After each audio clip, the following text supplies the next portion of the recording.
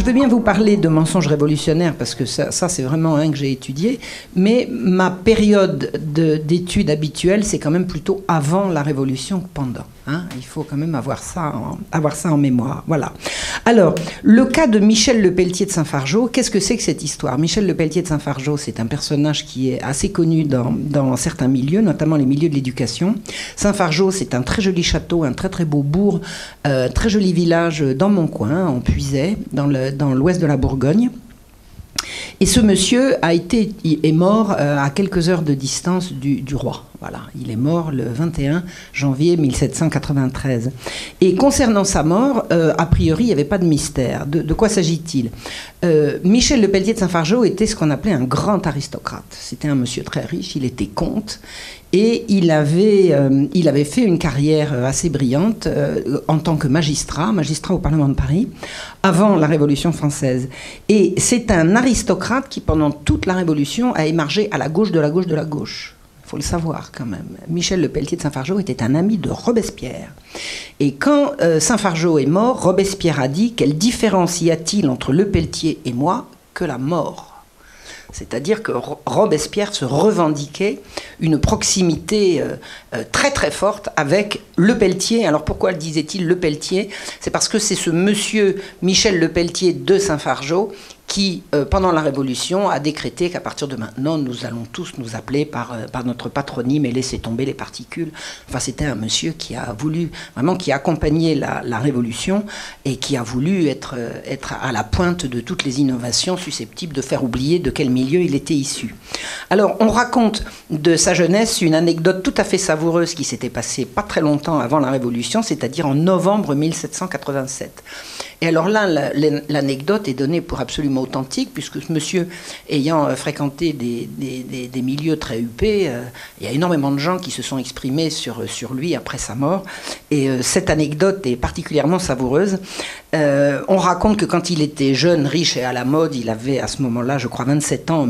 Oui, c'est ça. Il avait 27 ans en 1787.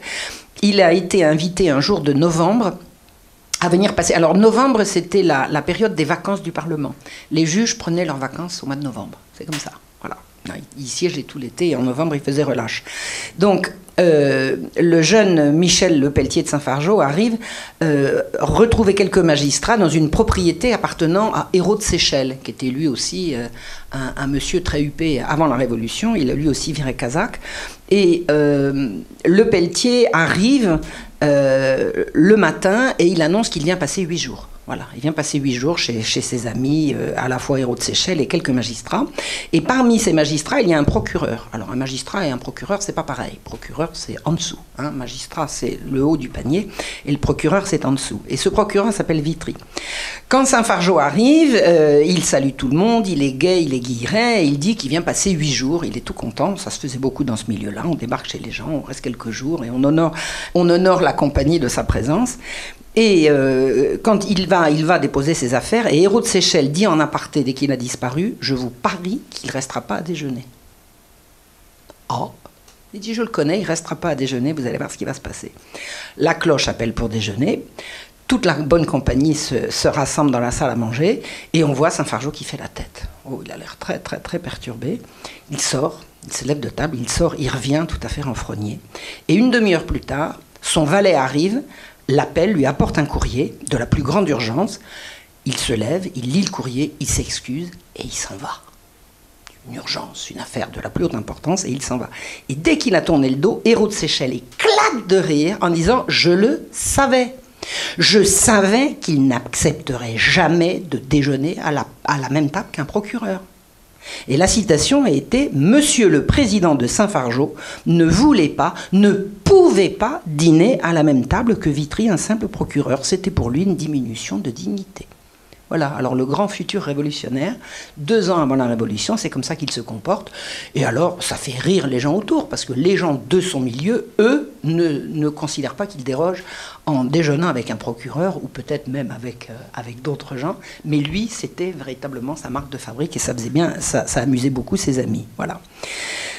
On a quelques anecdotes sur la façon dont il s'est comporté pendant la Révolution, qu'il a rejoint pratiquement immédiatement.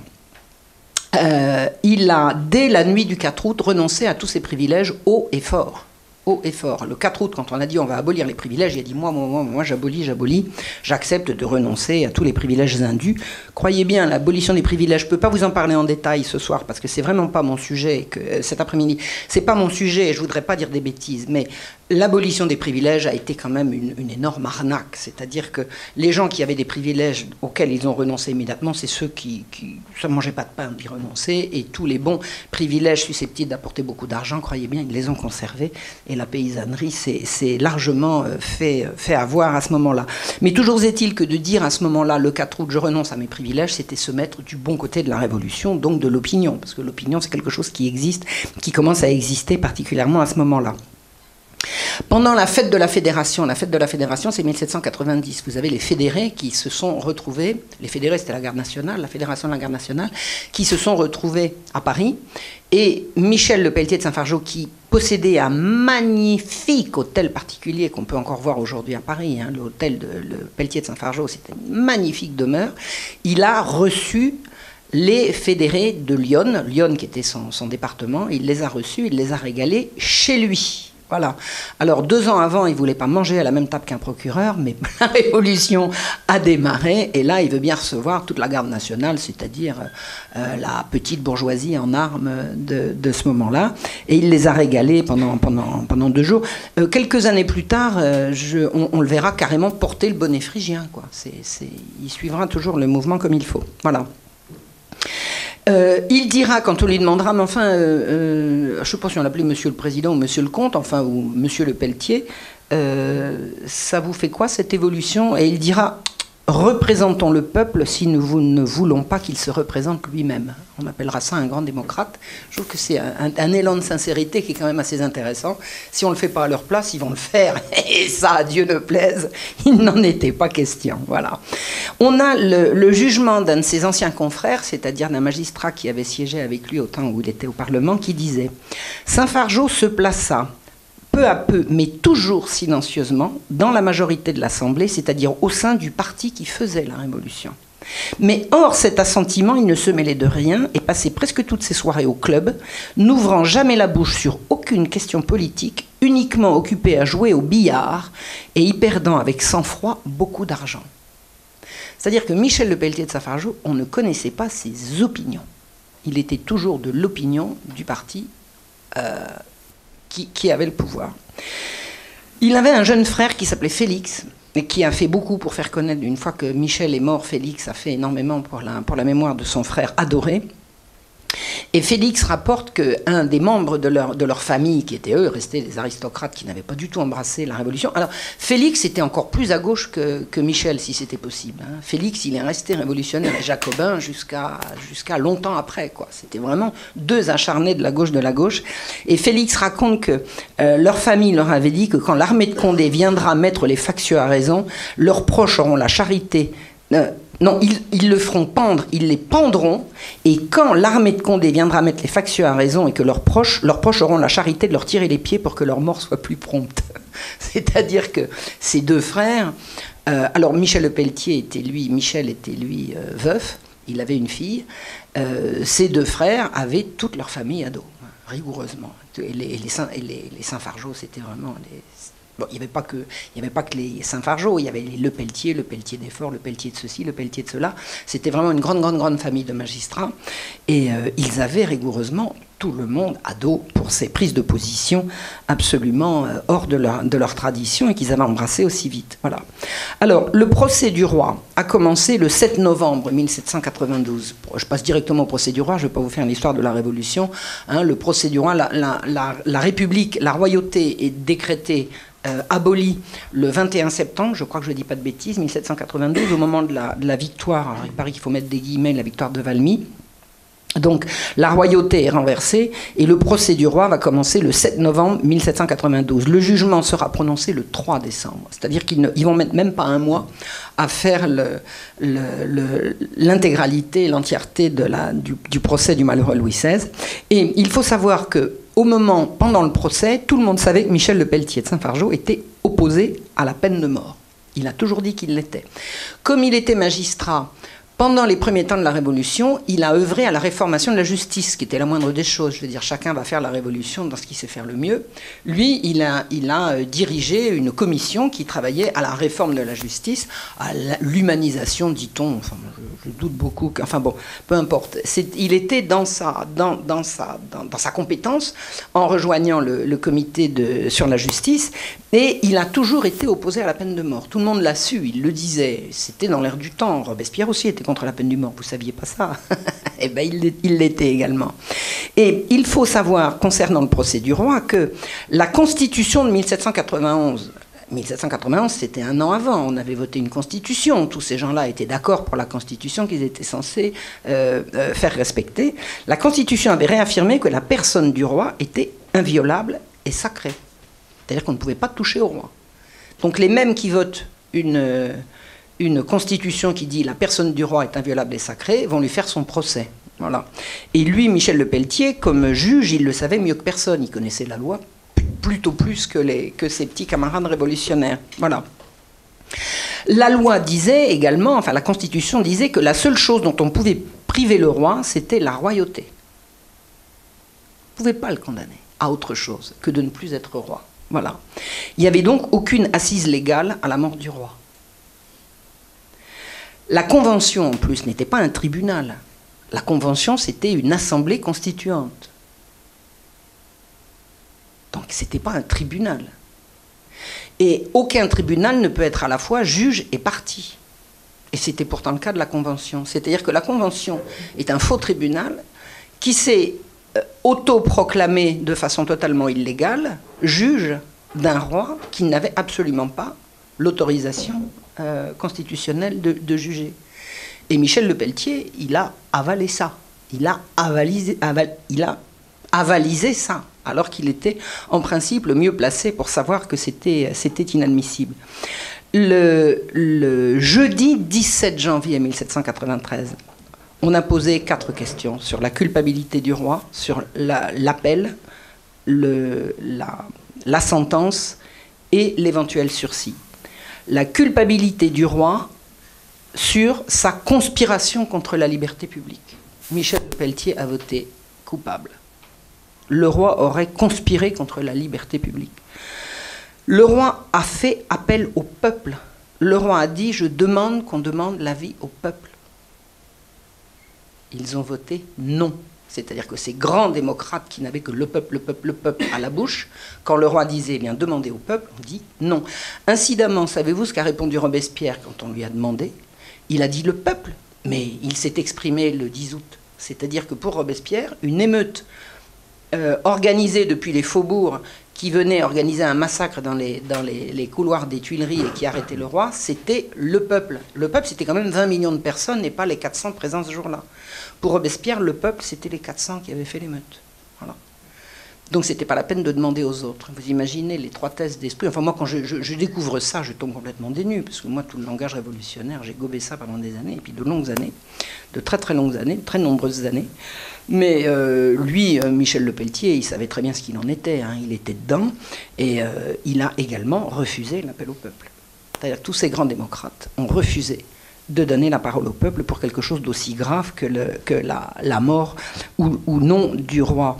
Donc il a voté bien sûr pour la mort quand on lui a demandé comment il votait pour la sentence, hein, une fois qu'il avait dit non, il n'y aura pas d'appel, oui, il est coupable, il a voté pour la mort, et le roi a demandé un sursis, et il a refusé. C'est-à-dire que ce brave monsieur a refusé toute chance au roi de France de se sortir de ce traquenard dans lequel il était tombé par le biais de ce jugement qui ne pouvait pas en être un. C'est un déni de justice et il était mieux placé que quiconque pour le savoir. Dimanche 20 janvier, alors ça le vote c'est le 17, hein, jeudi 17. Dimanche 20, Michel Lepelletier soupe chez Février c'est le nom d'un monsieur, au Palais Royal. Alors qu'est-ce que c'est que le Palais Royal ? À Paris, le Palais Royal, c'est l'ancien palais des ducs d'Orléans, c'est-à-dire cousin du roi, auquel est attenant un grand jardin un grand jardin, très joli jardin qu'on peut avec délice visiter aujourd'hui. Et ce jardin était entouré à l'époque d'habitations relativement éloignées qui permettaient aux gens qui avaient acheté une habitation aux abords du Palais Royal de jouir d'une vue absolument délicieuse. Et le dernier duc d'Orléans avait clôturé le Palais Royal par des grilles et construit des maisons tout autour, à la fureur de tous les riverains qui n'ont rien pu faire. Il a rentabilisé son terrain en faisant des habitations de rapport, en bas des boutiques. Et le duc d'Orléans, c'est-à-dire le cousin du roi, est devenu, comme on dit, marchand.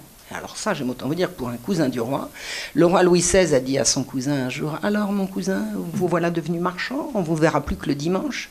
C'est-à-dire que ce jardin magnifique qui faisait les délices des Parisiens est devenu un jardin clos avec des habitations de rapport tout en haut et des boutiques en bas. Et je vous parlerai des boutiques tout à l'heure. Le jardin du Palais Royal avait la réputation d'être un des endroits les plus malfamés de Paris, mais c'était au cœur du Paris riche. C'était pas un endroit malfamé de la périphérie. C'était un endroit malfamé dans ce qui est aujourd'hui le premier arrondissement de Paris, c'est-à-dire le milieu. Vous savez que Paris, ça tourne comme un escargot. Premier, deuxième, troisième, quatrième, cinquième, etc. Jusqu'à 20 à l'heure actuelle. Et à l'époque, le Palais Royal était déjà absolument au cœur de Paris. Donc, Michel Lepelletier dînait, soupait à cet endroit-là, qui était quand même un des endroits les plus malfamés de la capitale. Ce qui se passait dans les jardins du Palais Royal, nous y reviendrons, fait que on ne voit pas à quel titre un monsieur aussi huppé que ce Michel Lepelletier va précisément souper là. Alors il habitait pas très très loin, son hôtel particulier n'était pas très loin, mais il y avait certainement des établissements un peu mieux famés entre le Palais Royal et son domicile. Et il était en train de dîner, de souper, quand un certain monsieur Paris, alors il s'appelait De Paris, D-E-P-A-R-I-S, et on était arrivé dans cette folie, dès qu'il y en avait un d'eux, il fallait le retirer, donc il s'est fait appeler Paris, qui était un ancien garde du corps du roi qui avait été renvoyé quand le roi avait perdu sa garde rapprochée. Il s'est approché de lui pendant qu'il soupait et il lui dit « Est-ce que vous êtes Michel Lepelletier ? Oui. Vous avez voté la mort du roi ?» Alors il aurait répondu « Oui, pour ma conscience. » Et hop, le fameux Paris lui a passé un sabre à travers le corps et l'a tué. Voilà. Il n'est pas mort tout de suite. On rapporte qu'il a dit « Je meurs content, je meurs pour la liberté de mon pays ». Bon, il a dû dire maman sans doute, comme tout le monde. Mais enfin, bon. Je suppose, enfin moi je dirais maman, vous je sais pas. Mais enfin bon, il est mort content pour la liberté de son pays. En fait, il est mort dans les bras de Félix. Il a été transporté dans son hôtel particulier. Son frère Félix a été apporté. Félix avait une passion pour son grand frère. C'était vraiment on peut dire cet homme, ce Félix Lepelletier, c'est un homme de passion. Il a été un grand amoureux. Il a eu les plus belles femmes de son temps. Il a disputé les plus belles femmes de la Révolution aux plus grandes crapules de l'époque. Et il avait, entre autres passions, la passion de son frère. Donc, il est mort dans les bras de Félix, qui a poussé des hurlements, qui est allé prévenir tout le monde, mon frère est mort, mon frère est mort. Mais en fait, l'événement de ce moment-là, il est mort alors on était le 20 janvier, il est mort à 1h du matin, donc le 21, et puis à 10h du matin, c'était un autre personnage autrement important qui tombait, c'était le roi Louis XVI. Le roi Louis XVI est mort dans des conditions, il paraît que la foule était frappée de stupéfaction. Les gens étaient tétanisés d'émotion, la foule ne disait rien. Le roi a voulu parler, il a ouvert la bouche pour dire quelque chose, et un roulement de tambour lui a couvert sa voix, et on l'a précipité, il a essayé de résister, et la lame est passée, c'est une horreur. Et donc le roi est mort à 10h du matin, et que pensez-vous qui s'est passé à la Convention ce jour-là? Tout le monde pousse des hurlements, parce que Michel Lepelletier de Saint-Fargeau est mort. On détourne la colère et l'émotion, et à la Convention, tout le monde pousse des hurlements. C'est un attentat à la souveraineté nationale, un crime de lèse-nation, un odieux parricide que vous devez punir de manière prompte et exemplaire. Ce n'est pas Lepelletier qui a été frappé, c'est la souveraineté nationale qui a été violée. Bon. Dès cet instant, on va faire de Michel Lepelletier de Saint-Fargeau un héros national. Mais une folie furieuse. on déclenche une espèce de culte de Michel Lepelletier. Alors, il y a eu un événement. Il a été enterré le jeudi suivant. Comme c'était en janvier, on peut dire qu'il n'y avait pas de trop grosse chaleur susceptible de corrompre le corps. Ils ont pris sur la place Vendôme, je crois, l'actuelle place Vendôme, ils avaient abattu la statue du roi, et sur le socle de la statue, ils avaient organisé un catafalque. Ils avaient sorti Michel Lepelletier, ils l'avaient installé sur une espèce de lit avec des draps, et le peintre David, Jacques-Louis David, était venu avant la cérémonie, et il avait croqué le dessin, et c'est de là qu'il a fait un tableau qui a disparu. C'est pour ça qu'on dit le mystère du tableau de David, parce que ce tableau, qui est un des chefs-d'œuvre de David, a disparu. Voilà. On ne sait pas ce qu'il est devenu. On sait ce qu'est devenu Michel Lepelletier, puisque une fois que le peintre David a quitté les lieux, la cérémonie a pu commencer, et la cérémonie de l'enterrement de Michel Lepelletier de Saint-Fargeau, c'est une folie, c'est une folie. Tout le monde est sorti, toute la convention est arrivée, tous les corps constitués, avec les petits drapeaux, avec les tambours, avec des sonneries de corps, avec des cuivres, avec tout ce que vous voulez. Ça a duré toute la journée. Ils sont partis. Alors, il y avait les mamans, et il y avait les enfants, mais une folie furieuse. Et ils ont emmené ce grand héros du moment au Panthéon. Il a été panthéonisé. Et alors, il y avait un journaliste qui était un type à la fois, il s'appelait Louis Prudhomme. C'est à la fois, en matière de Révolution française, une source extrêmement précieuse, parce qu'il était là tout le temps, il était partout, et qui racontait tout en détail. Donc, il avait à la fois un côté pro-révolutionnaire qui a fini par m'agacer, parce qu'il dit que, par exemple, le testament du roi est une horreur. Moi, j'ai lu le testament du roi, j'en ai les larmes aux yeux. Donc, je ne peux pas dire que je partage les idées de ce Louis Prudhomme, mais quand il raconte toutes les exactions des révolutionnaires, alors là, il vous donne des détails, il est extraordinaire. Et il est non seulement extraordinaire pour ça, mais il ne craignait personne. Et un jour, Danton est venu le narguer, il a dit: qu'est-ce que tu racontes, jeune blanc-bec, là, tu crois que tu me fais peur et tout. Et le fait est que Danton est mort comme on sait, et que le Prudhomme est mort dans son lit, lui. Voilà. Mais ça a été vraiment un journaliste courageux je vous le recommande, on trouve tout ça sur Internet. Hein. Si vous lisez le journal de Louis Prudhomme, vous allez apprendre énormément de détails sur la vie quotidienne à Paris à ce moment-là. Et lui, il était au Panthéon quand on a panthéonisé Lepelletier de Saint-Fargeau, et il raconte une anecdote. Tout le monde se grimpait sur une estrade avant que le cercueil entre dans le Panthéon et qu'on ne le voit plus, et tout le monde faisait des discours, et c'était des références et aux Grecs et aux Romains et aux Latins et des ceci et des cela, avec des grandes envolées. Alors il mettait le bras au ciel, et quand Félix a terminé sa harangue pour rendre hommage à son frère, il a fallu le soulever pour qu'il puisse descendre de l'estrade, parce qu'il était au bord de s'évanouir. Et Louis Prudhomme était en bas, il dit: mais il a les yeux secs, le comédien. Comédien. C'est-à-dire qu'on était dans une espèce d'ambiance où il fallait toujours plus, il fallait toujours plus d'emphase, il fallait toujours plus de cris, il fallait toujours plus d'émotion. Et c'était comme s'ils savaient tous que c'était du cirque, quoi. Il y avait quelque chose de... D'ailleurs, il y a, je crois que c'est pas Barrère, son nom me reviendra, Tallien a écrit, pendant la Révolution, il a écrit à la femme qu'il aimait: rions, ma chère, rions de toutes ces comédies, on sait très bien ce qu'il en est par derrière, quoi. Rions. Tout ça, c'était du cirque, disait-il. Enfin, du cirque a laissé quand même beaucoup de sang. Beaucoup de sang. Donc, il a été panthéonisé à l'antique, et un véritable culte national a été organisé sur son nom.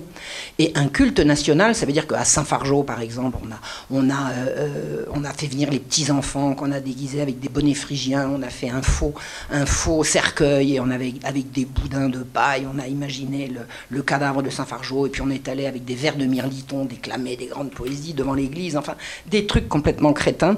Devant l'église, incidemment, c'était intéressant de voir que ça s'est fait à l'église à Saint-Fargeau, parce que dans le même temps à Paris, les Parisiens étaient interdits de se rendre à la messe de minuit. Alors, le roi est mort en janvier, la messe de minuit, c'était un petit mois avant. Quand les Parisiens, à ce moment-là, donc le roi était encore vivant, ont voulu aller le 24 décembre à la messe de minuit, la police les en a empêchés, on a dit: vous rentrez chez vous. À quel titre? C'est comme ça. Voilà. Et la terreur, c'était en principe 1 an après. Hein? Donc, ça, c'était déjà dans les tuyaux. Ça, je l'ai lu dans Louis Prudhomme. Hein. Il raconte que les gens qui ont voulu aller à la messe de minuit ont été obligés de rentrer chez eux, parce qu'on les a chassés. Voilà. Alors, Qu'est-ce qui a été décidé? Il a été décidé, bien sûr, à la Convention, que tout serait fait pour retrouver le coupable et pour le châtier, parce que c'était le premier... En fait, le Pelletier de Saint-Fargeau, c'est le premier martyr de la République, hein, on peut dire. Hein. Il est mort en même temps que le roi, donc la République... elle est légale depuis le 21 septembre et elle est de fait, il n'y a plus de roi à partir de ce jour-là. Donc il est vraiment le premier martyr de la République. Et à la Convention, tout le monde pousse des hurlements en disant il faut absolument retrouver cet affreux Paris. On sait qu'il s'appelle Paris, il y a des gens qui l'ont reconnu. Et alors il s'est enfui. On envoie son signalement partout. Et là, les autorités vont commencer à faire preuve de beaucoup de fermeté pour le retrouver. Et notamment... Il y a un épisode absolument terrible qui est raconté en détail par Prudhomme, qui dit que la dernière fois qu'on avait vu Paris, c'était dans les jardins du Palais Royal. Alors on a bouclé le Palais Royal, mais le Palais Royal, c'était aussi des habitations. Et jusqu'à 3 heures du matin, au mois de janvier, on a tenu toute la population, hommes, femmes, vieillards et enfants, sous surveillance de gens armés, dans les jardins du Palais Royal, pour vérification d'identité. Ça n'avait jamais existé avant. Vérification d'identité, visite domiciliaire, vous avez des gens qui rentrent chez vous. Aucun agent du roi n'était jamais entré chez aucun particulier sans un mandat en bonne et due forme. Et là, on y va à coups de pied, à coups de botte. Et on cherche, on cherche, on cherche. En fait, on terrorise les gens. Mais la terreur, n'oubliez pas, c'est après. Pourtant, c'est là que ça commence. Donc, on fait semblant, on fait mine 4 jours après de boucler le quartier pour retrouver un gars. Vous imaginez bien qu'il a fini depuis longtemps. Donc, c'est vraiment une démonstration de force, de violence. Et alors, c'est organisé beaucoup par ce qu'on appelle la Commune de Paris. Alors, moi, pendant longtemps, j'ai cru que la Commune de Paris, c'était la Commune de 1871. Ben non. Les gens qui connaissent la Révolution savent que la Commune de Paris, la première, c'était le gouvernement révolutionnaire de la ville de Paris. Et c'est vraiment les pires. C'est vraiment la mort du petit garçon, enfin du petit Louis XVII, c'est eux. Hein, c'est eux qui géraient ça. C'est vraiment les... Bon. La Commune de Paris, tout ce que faisait la Commune de Paris était dénoncé par Prudhomme, et il raconte qu'à ce moment-là, la Commune de Paris avait décrété que pour pallier aux problèmes d'alimentation, d'approvisionnement de Paris à ce moment-là, ils avaient fait le calcul que si on tuait tous les chiens et les chats, on économiserait tant et tant et tant de nourriture. Et ils ont envisagé, ça c'est pas fait mais il était moins une, d'aller tuer tous les chiens et tous les chats de Paris, c'est-à-dire rentrer chez les gens, leur arracher leur animal favori pour les tuer et pour les massacrer devant leurs yeux. Bon. Alors ça ne s'est pas fait parce qu'il y a des gens qui disent mais alors vous allez faire comment après pour aller tuer toutes les souris et les rats? Alors ça s'est arrêté comme ça, mais c'était dans les tuyaux et ça ne les aurait pas dérangés de le faire s'ils avaient estimé qu'il n'y aurait pas eu de problème avec les rats et les souris. Donc c'est comme ça que la chose a été arrêtée. Et Louis Prudhomme dénonce ça au fil de ses pages. C'est très très intéressant. Donc une enquête a été lancée au Palais Royal. Une fois qu'on a eu bouclé le quartier, qu'on a vu qu'il n'était pas là, des informations ont circulé. On a dit il a été repéré. Alors son signalement avait été donné, on le connaissait, hein, un gars qui s'était distingué comme ayant été garde du corps du roi. On savait à quoi il ressemblait. Il avait des anciens camarades, des anciens collègues qui ont pu lui donner son signalement. Et on a signalé qu'il s'était fait remarquer en Normandie à Forges-les-Eaux, où il avait eu une attitude suspecte. Alors c'était l'époque où dès que quelqu'un ne vous regardait pas comme il fallait, suspect, on en parlait, on allait signaler et tout. Et dans une auberge à Forges-les-Eaux, il s'était fait remarquer comme ayant une attitude suspecte. Donc les gens qui avaient vu à Forges-les-Eaux qu'il avait une attitude suspecte sont allés chercher le délégué machin, qui est allé voir la police, qui est allé voir les gendarmes, et puis au petit matin, ils sont allés le tirer du lit.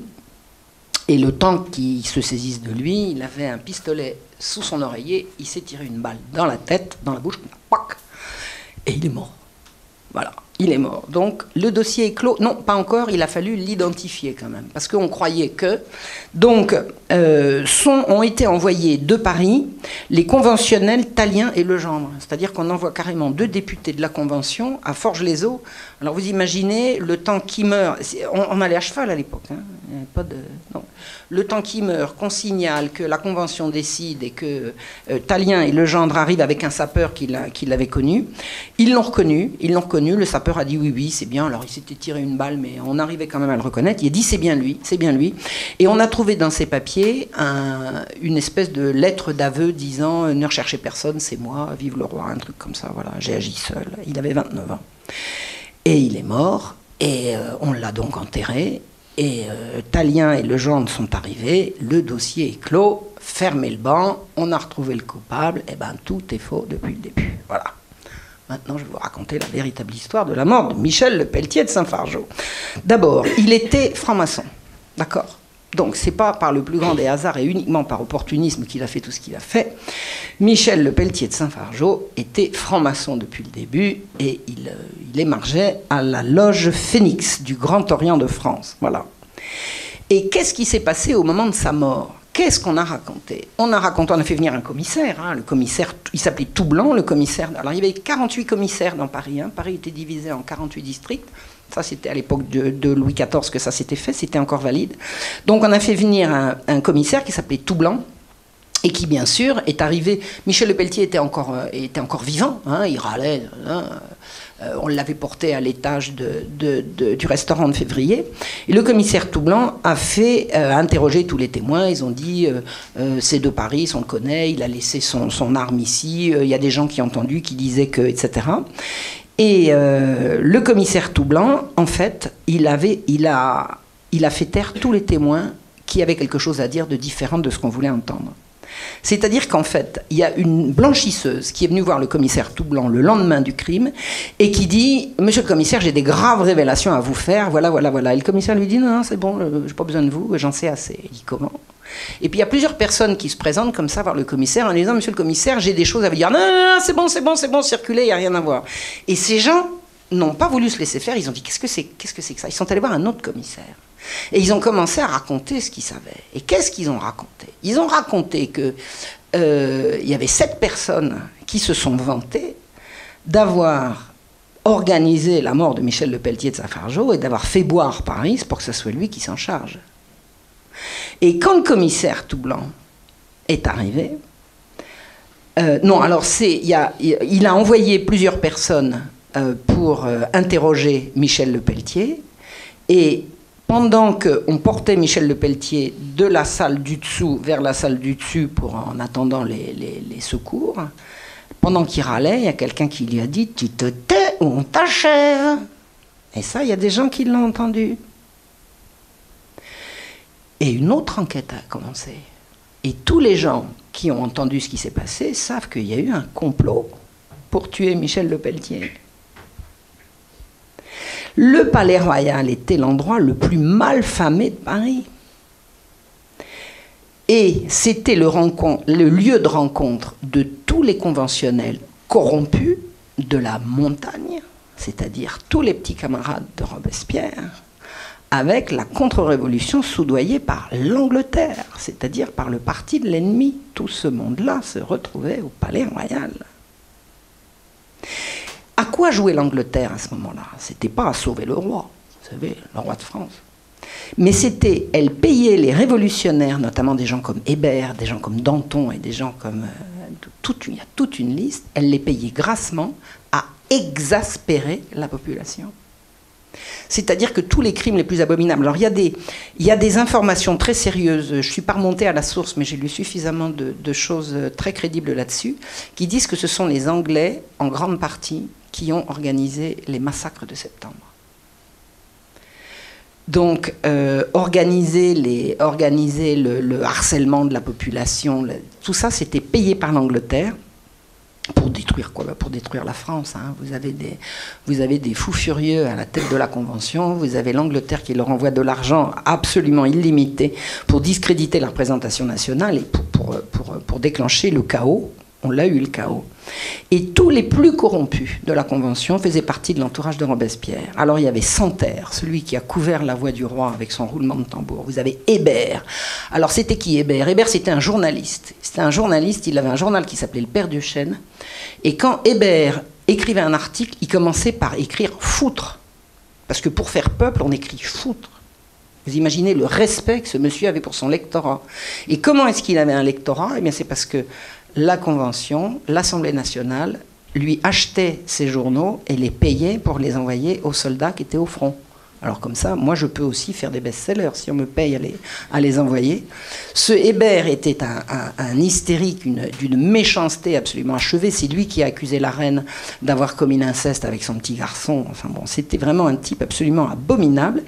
Et il est avéré qu'il était payé par l'Angleterre, par l'ennemi de toujours. Il y avait qui d'autre? Il y avait Tallien et Legendre, les fameux qui sont allés à Forges-les-Eaux reconnaître le cadavre de Nicolas de Paris. Vous aviez Danton. Il y avait 3 tristes personnages qui s'appelaient Merlin, Bazire et Chabot, dont on disait, alors là ça circulait déjà à l'époque, d'ailleurs je crois que c'est dans Louis Prudhomme qu'on retrouve ce joli petit poème qui dit « Connaissez-vous rien de plus sot que Merlin, Bazire et Chabot? Non, je ne connais rien de pire que Merlin, Chabot et Bazire, et personne de plus coquin que Chabot, Bazire et Merlin. » Voilà. C'est-à-dire que toute la gauche de la Convention, Robespierre excepté, et ça, il faut le dire, ils tapaient tous dans la caisse. Ils étaient tous corrompus. Ils se vautraient dans la débauche. Le Palais Royal, c'était quoi? C'était salle de jeu, c'est-à-dire les tripots.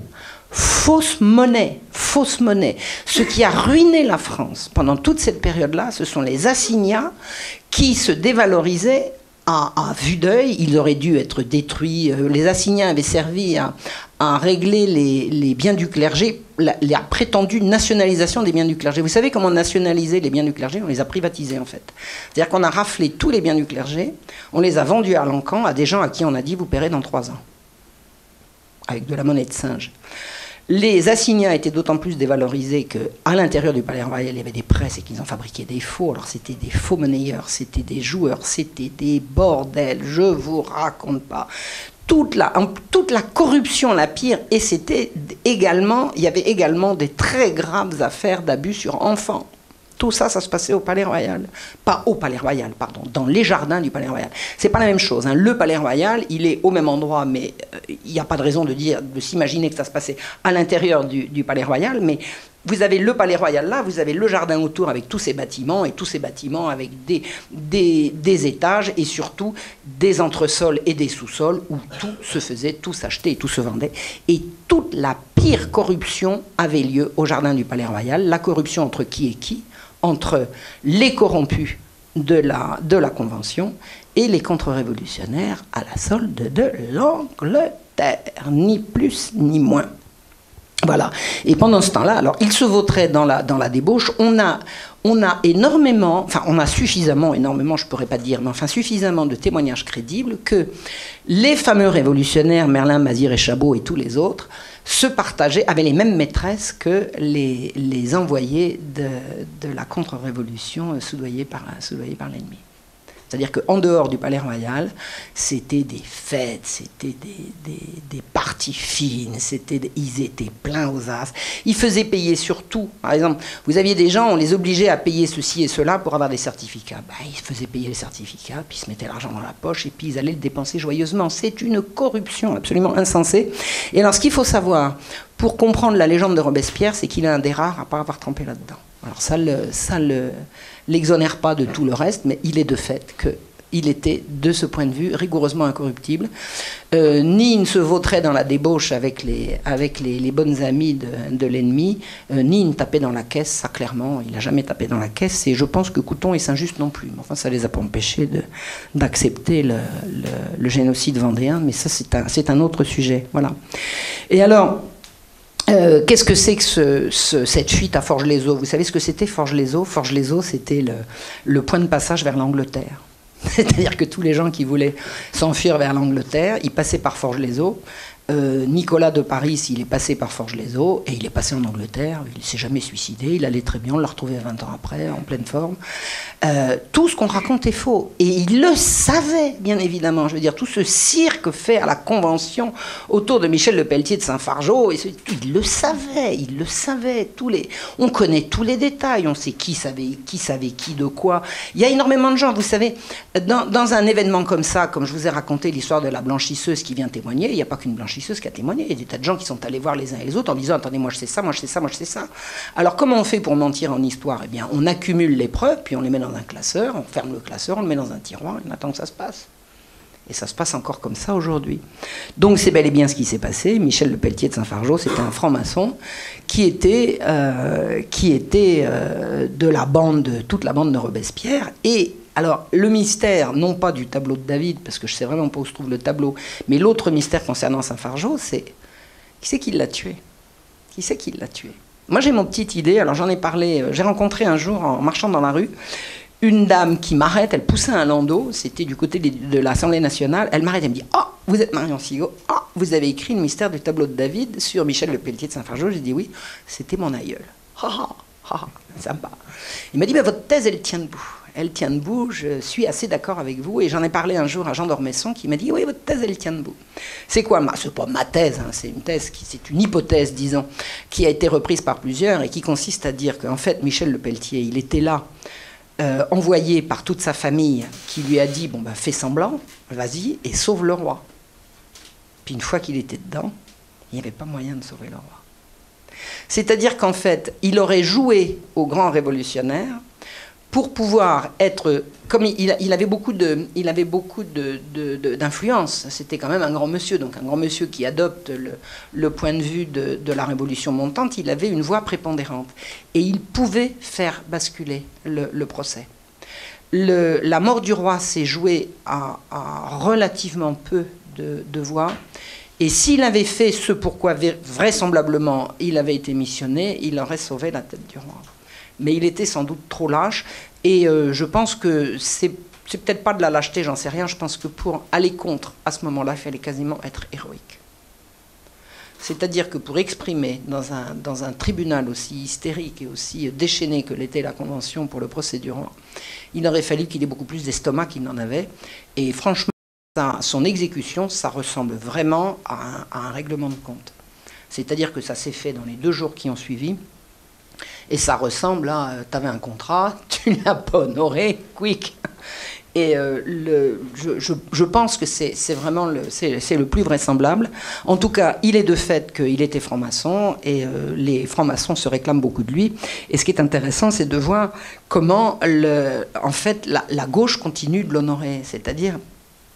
Moi, je me suis rendu compte quand j'ai commencé à faire cette recherche, j'ai fait son nom sur Internet et je suis tombée sur quoi? Je suis tombée sur des sites, notamment de libres penseurs, donc toujours libres penseurs, toujours des francs-maçons, qui disent Michel Lepelletier de Saint-Fargeau. Je suis tombée sur un type qui dit Louis-Michel Lepelletier de Saint-Fargeau, quel incroyable génie, on est rempli d'admiration devant une pareille intelligence des choses de l'enfance et une telle largeur de vue. Parce que oui, j'ai omis de vous dire, et c'est le temps de le dire, quand il a été transporté chez lui, son frère a trouvé, replié sur sa poche de poitrine, un plan d'éducation.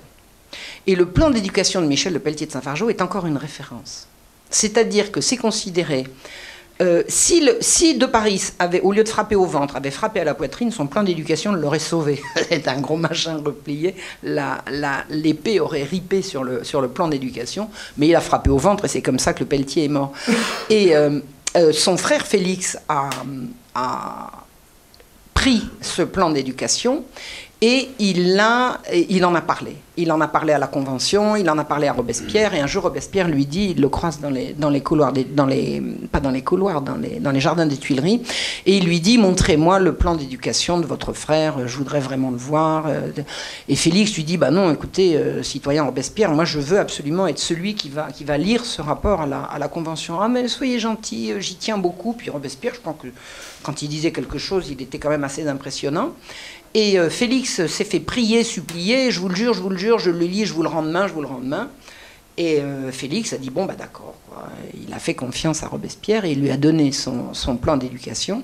Et 2 jours après, il entend les petits crieurs dans les rues qui disent, cet après-midi, à la Convention, le citoyen Robespierre présentera le plan d'éducation de feu Michel Lepelletier de Saint-Fargeau. Il s'était fait trahir.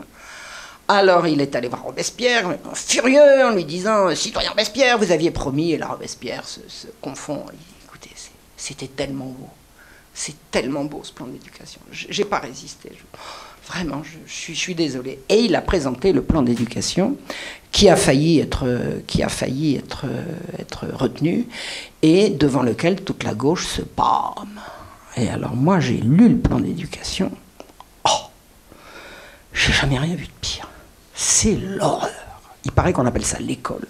Oh, J'ai été absolument horrifiée. Alors, il y a tellement de gens qui trouvent ce plan génial que je me suis demandé si je vivais dans la même planète que ces gens-là. Mais en fait, il y a une explication. C'est qu'un plan aussi abominable, l'abomination va tenir en, disons, 1 page et demie, présenté devant 5, 6, 7 pages bien délayées de déclarations d'intention absolument délirantes devant lesquelles tout le monde va pouvoir se pâmer. Et en général, si le truc est important, est à la fin, bon, c'est à la fin qu'il faut aller. Moi, je suis historienne, je ne suis pas professeur de machin chouette ou de littérature ou pédagogue, donc le plan d'éducation m'intéressait à titre historique, donc je l'ai totalement épluché.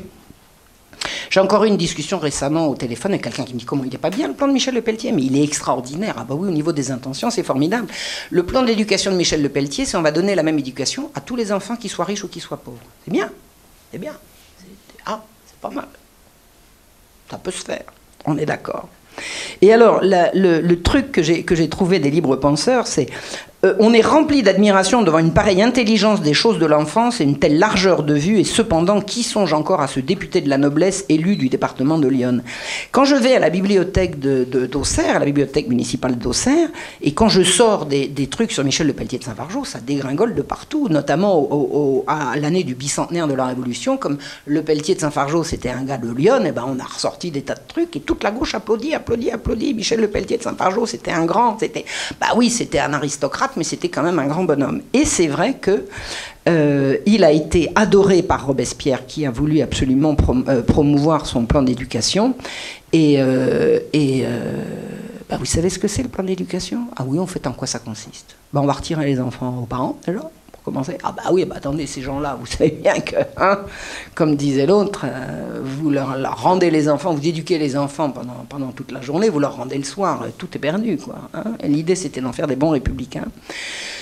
La façon dont ils voulaient procéder pour faire l'éducation commune à tout le monde, sans que ça coûte à la collectivité, parce que le but, c'était quand même de faire une éducation qui... Bah, avant, c'était l'Église qui assurait l'éducation. C'était l'Église qui faisait la classe.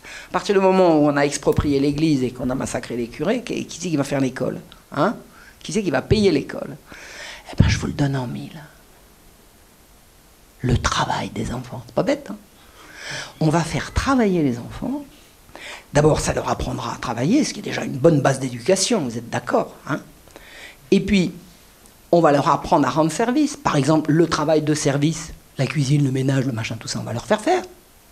Et puis, on aura un instituteur. Hein? On aura un instituteur. Ben, qui c'est qui va payer l'instituteur? Eh bien, l'après-midi, quand ils travailleront à des fabriques. Comment ça, pas fabrique? Ben, c'est pas grave. On va trouver des donneurs d'ordre qui vont apporter du travail dans les écoles. Alors, attendez les gosses. Ils travaillent à la fabrique. On va leur apprendre à casser des cailloux et à travailler au champ.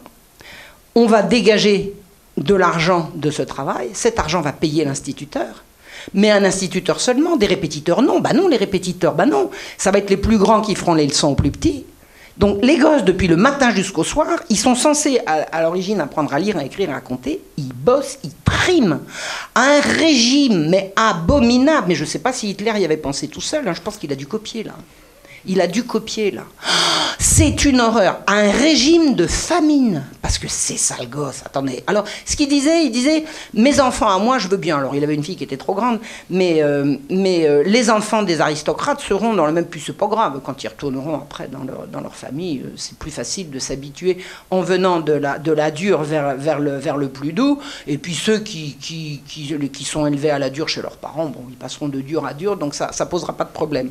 Donc, il était d'accord pour qu'on leur fasse un régime absolument abominable. Alors de la viande, ça sert à rien, du vin, vous n'y pensez pas.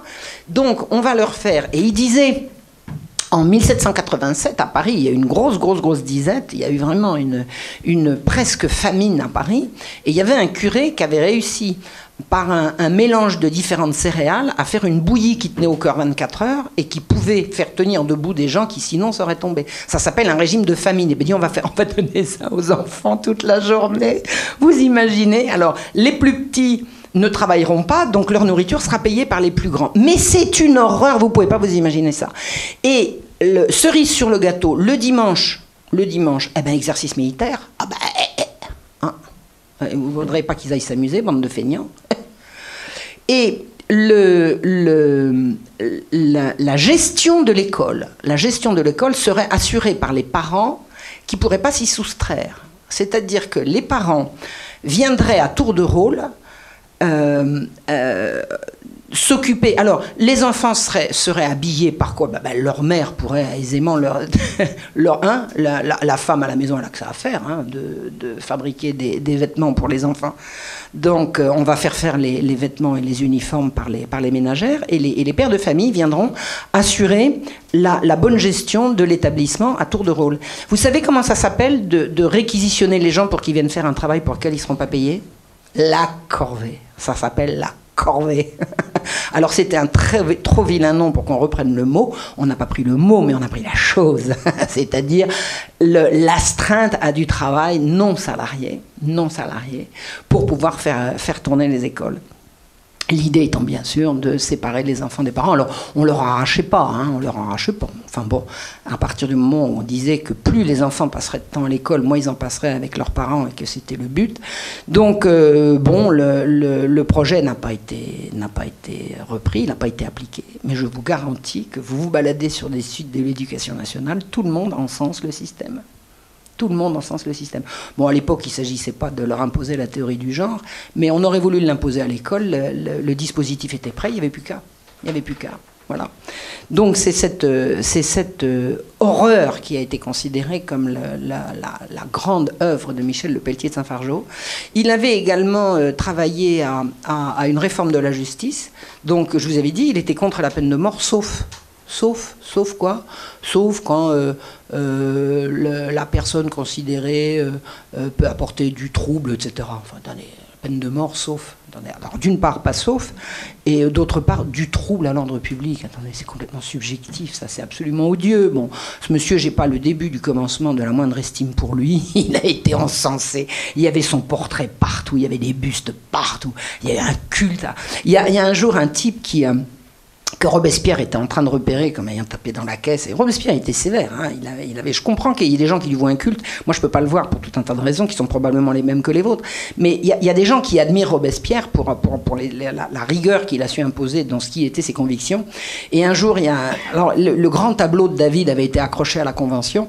Et un jour, Robespierre, qui était en train d'interroger un type qui vraisemblablement avait quelque chose à se reprocher, le type, je ne sais plus qui c'était, circulé. Il a regardé le portrait de Lepelletier. Il a dit...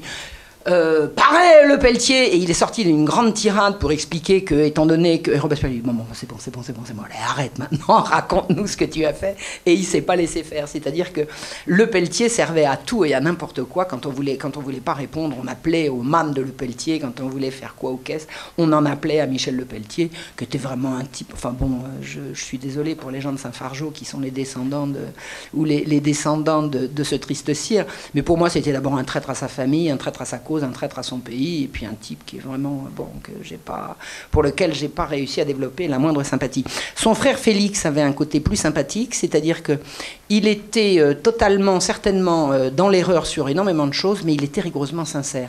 Et Félix n'a pas hérité de son frère, il s'est pas enrichi pendant la Révolution, et il est mort avec le même capital qu'il avait avant, c'est-à-dire pas grand-chose. Il a réussi. Alors, à quoi a servi pour la famille de Michel Lepelletier de Saint-Fargeau tout cet engagement qu'il a eu en faveur de la Révolution? Eh bien, c'est que lui, il n'a pas été exproprié. Il a sauvé son château, il a sauvé ses terres. Et à l'heure actuelle, eh bien, enfin, pas à l'heure actuelle, puisque Jean d'Ormesson a vendu la propriété à un monsieur au demeurant fort sympathique, il s'appelle Michel Guyot, qui est un de mes voisins, qui a racheté ce château qui était absolument impossible à entretenir avec l'argent d'un ménage ou d'un particulier. Donc il est de fait que Michel Lepelletier de Saint-Fargeau, par cette attitude, a au moins sauvé son patrimoine. Mais bon, ça a été bon pour qui? Ça a été bon pour lui, pour son patrimoine, pour sa fille Suzanne, qui a hérité de l'intégralité. Et Félix n'a pas touché un sou de l'affaire. Donc voilà, la Révolution, ça a été beaucoup des corrompus, mais des corrompus de manière abominable. Et Félix Lepelletier n'en a pas été, et Robespierre, voilà, je vous le dis, il n'en a pas été non plus, il n'a pas touché un sou. Alors, quand je vous dis que Michel Lepelletier a en fait surtout sauvé son domaine, je vais vous dire une lettre qu'il a écrite au début de la Révolution à son intendant sur place. Il a dit « Ayez soin de me faire aimer et désirer de la classe nombreuse, c'est-à-dire des ouvriers, en leur faisant sentir que ma présence les fera travailler et gagner de l'argent. » Pas bête. Des marchands. Parce que très riche comme je suis, je ferai beaucoup de consommation pour le pays. Des pauvres, en leur donnant pour mes blés des préférences au marché. Ayez bien soin de répéter souvent dans le pays m'a conduite à l'Assemblée nationale. J'y ai toujours défendu le peuple, et c'est moi qui ai fait le premier l'abandon des privilèges pécuniaires, et dès les derniers mois de 1790, au profit des anciens taillables, que j'y suis honoré et considéré comme ayant toujours été du bon parti. Vous parlerez de ça sans affectation, ne point chasser, ni laisser chasser les gardes, et laisser chasser ailleurs qui voudra. Voilà un monsieur très habile. Est-ce qu'on peut lui faire un crime d'avoir sauvé son patrimoine? Non, mais il a quand même laissé la tête. Voilà. Il a été écrit sur le fameux tableau qui a disparu, « Je vote la mort du tyran ». Voilà. Louis XVI était le tyran. C'est un des multiples mensonges de cette horreur. Je ne vois pas entre quelle heure et quel jour Louis XVI a pu se comporter comme un tyran. Enfin, je cherche encore. En fait, le roi a été renversé par un coup d'État. Qu'est-ce que c'est que la convocation des États généraux? C'est le roi qui veut entendre les doléances de son peuple. On lui envoie une série de gens qui disent « le peuple, c'est nous » et nous, on veut une constitution. C'était pas marqué dans les cahiers de doléances que les gens voulaient une constitution. C'était pas marqué. Ils ne sont pas venus pour ça. Et comme dit mon ami Étienne Chouard, quand le peuple veut une constitution, ben, il organise une constituante. Et puis c'est lui qui va l'écrire. Et c'est pas ça qui s'est passé. Donc vraiment... J'ai lu, mais y compris quand j'étais à la fac, parce qu'il y a la version de l'histoire telle qu'elle est présentée aux jeunes des lycées, et puis il y a la vraie histoire, celle qu'on fait à la faculté. J'ai entendu quand même à la fac que le roi refusait la représentation nationale. Mais la représentation nationale, elle n'était pas la représentation nationale. Les gens qui sont venus aux étages, enfin les délégués des États généraux qui sont venus rencontrer le roi, sont venus lui porter les doléances du peuple. Et les doléances du peuple n'ont pas dit qu'ils voulaient une monarchie constitutionnelle et qu'ils ne voulaient plus de l'absolutisme royal. Ça, c'était pas marqué dedans. Donc en fait, ce qui s'est passé, c'est que le fameux tyran a été renversé par un coup d'État. C'est comme ça que ça s'appelle. Voilà. Le procès du roi s'est fait dans un climat de peur et de terreur généralisée. Je crois savoir que le propre cousin du roi, c'est-à-dire le duc d'Orléans, lui, ne voulait pas voter la mort du roi. Et il y a été obligé. On est venu le chercher. On est venu le chercher. On lui a dit maintenant qu'il va aller voter. Et il est parti entre 4 types, 2 devant, 2 derrière, qui lui ont fait certainement ça pour lui expliquer ce qu'il allait se passer s'il ne voulait pas. Donc le vote n'était absolument pas libre. Et il est de toute évidence, je peux me tromper, mais je ne pense pas, qu'on comptait sur Michel Lepelletier de Saint-Fargeau pour sauver la couronne. Et que voilà. Voilà comment ça s'est, voilà comment il ne l'a pas fait. Donc en fait, c'était un libéral, un adepte des théories physiocratiques. C'était un libéral, c'était un homme des Lumières, comme on dit. Voilà. Et il n'a pas survécu à sa vilainie. Toute l'histoire qu'on raconte sur Michel Lepelletier de Saint-Fargeau de la mort du roi, c'est un tissu de mensonges. Je vous ai extrait cela, on pourrait en parler pendant des heures. Et je vous assure que quand j'ai commencé cette recherche, je ne m'attendais pas du tout à trouver ça. Mon éditeur m'avait demandé de faire un travail sur la disparition du tableau, sur le mystère de la disparition du tableau. Et j'ai dit, je vais faire également un travail sur le mystère de la mort de Michel Lepelletier de Saint-Fargeau. Et alors ces mensonges continuent de circuler. Je veux dire, le culte à Michel Lepelletier de Saint-Fargeau, il continue. J'ai eu pas mal de discussions sur la toile, parce que j'ai déjà fait un article sur ce plan d'éducation. Et il y a des gens très très sincères qui me disaient, mais enfin Marion, je ne comprends pas pourquoi vous dites ça, regardez, il y a ça, il y a ça, il y a ça, il y a ça. C'est-à-dire que les gens ressortaient du plan de Michel Lepelletier toutes les déclarations d'intention qui étaient magnifiques et ils n'allaient pas voir à la fin ce qui se passait. Oh, incidemment, j'ai oublié de vous dire concernant son plan d'éducation, les enfants, une fois qu'ils avaient travaillé,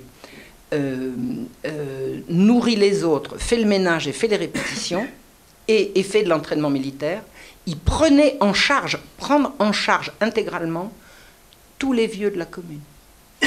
C'est-à-dire que la maison de retraite serait organisée dans les locaux de l'école, pris en charge par les mêmes élèves et au même régime alimentaire. Bravo la Révolution. Voilà.